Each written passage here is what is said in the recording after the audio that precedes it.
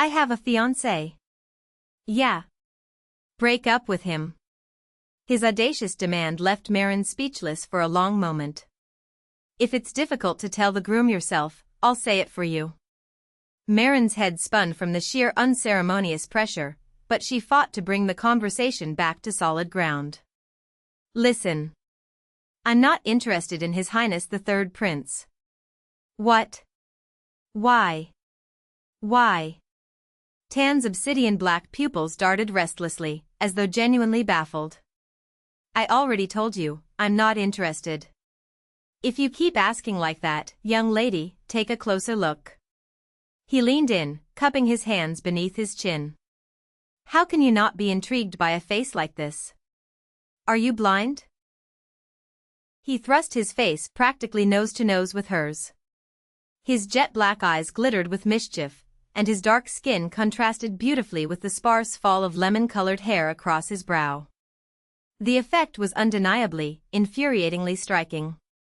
Staring point-blank at the handsome man before her, Marin suddenly had an epiphany.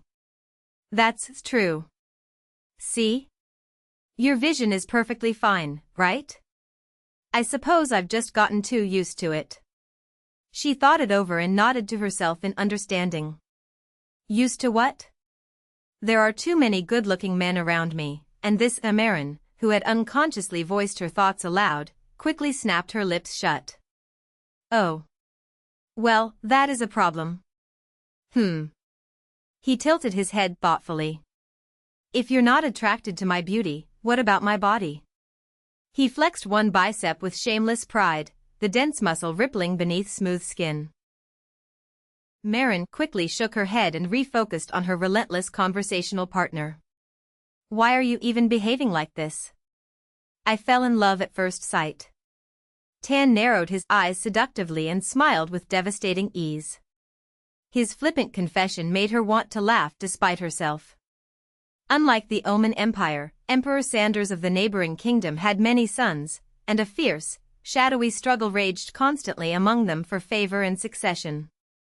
I'm actually incredibly popular, you know. Let me go now and you'll regret it later.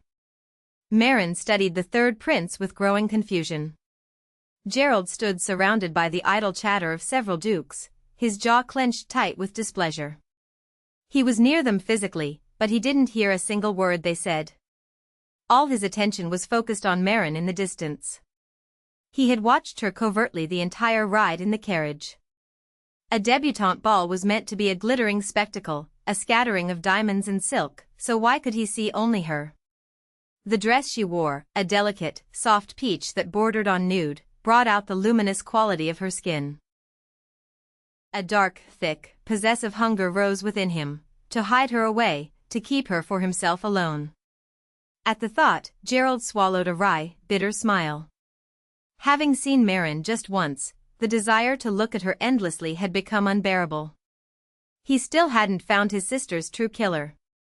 Which meant he couldn't yet reveal that his sight had returned. To keep his enemies completely off guard, no one could know what he could see. And yet, when the day finally came to reveal the truth, he would tell her first. Duke of the West, are you even listening to me?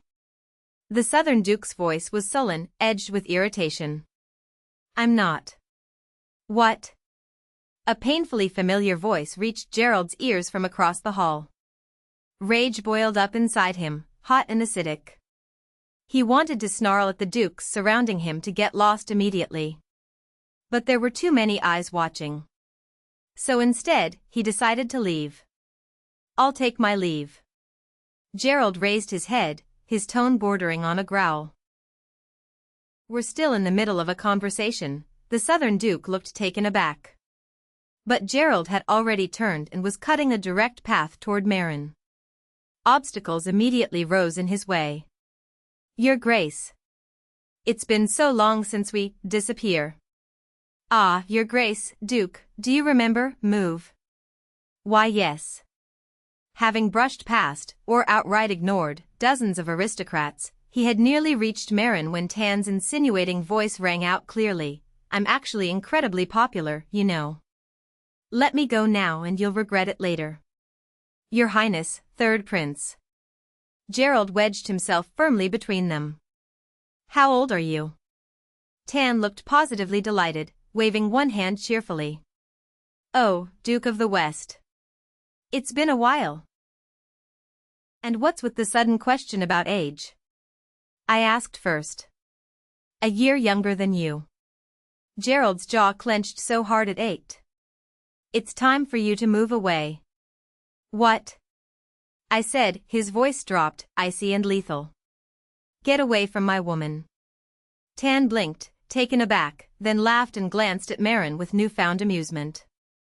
So your fiancé is the Duke of the West? Yes. The Duke of the West. For the briefest instant, something sharp and dangerous flickered in his black eyes, but it vanished before anyone could catch it. Duke of the West, I've agreed to be friends with your fiancé. Tan's smile was all teeth and mischief.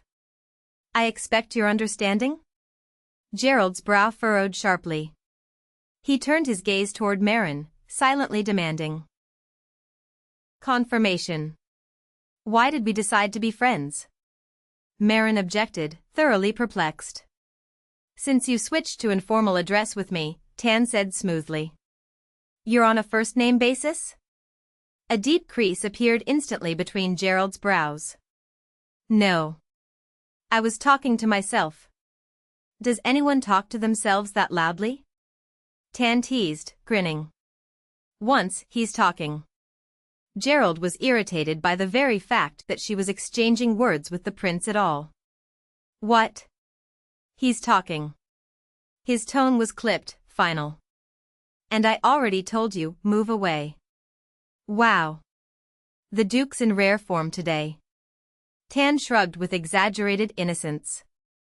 Your Highness, Third Prince. The Duke's voice carried a clear warning. Tan raised both palms in mock surrender, grumbling theatrically, okay. Why does the Duke always get everything I set my sights on? He even snatched up the blacksmith I had my eye on in a flash. Marin couldn't resist her curiosity. She leaned in slightly and whispered, Surin? Does Candy know Surin too? Candy? The Duke's voice dropped to a frighteningly low register. I'm Marin, she said clearly, shooting a pointed glance at the Duke. Does Sweetie Marin know Surin too? Tan continued blithely, either oblivious to the warning or deliberately ignoring it. Candy Marin? The Duke's voice grew even heavier, as though it had clawed its way up from the underworld itself. A chill ran down Marin's spine. She said hastily, I'm just Marin. If His Highness doesn't leave, then I will. Got it. Tan raised his hands in surrender. Then I'll see you next time. He reached out to take Marin's hand, presumably to kiss it in parting, but the Duke's large palm clamped firmly over both of hers, shielding them entirely. Well then, Sweetie Marin, see you later. Tan beamed with unabashed glee, waved cheerfully, and disappeared into the crowd. The top of Marin's head was practically tingling with tension. She didn't dare look up. Even the nobles lingering near the champagne table had scattered under the prickly, dangerous chill radiating from the Duke. Marin looked down at her hands, completely engulfed by his single palm. Lord Gerald, she ventured timidly, trying to gauge his mood. I didn't do anything wrong. That's correct. His tone was flat, clipped. It's not your fault. It's the men who are going mad. And you're just standing there.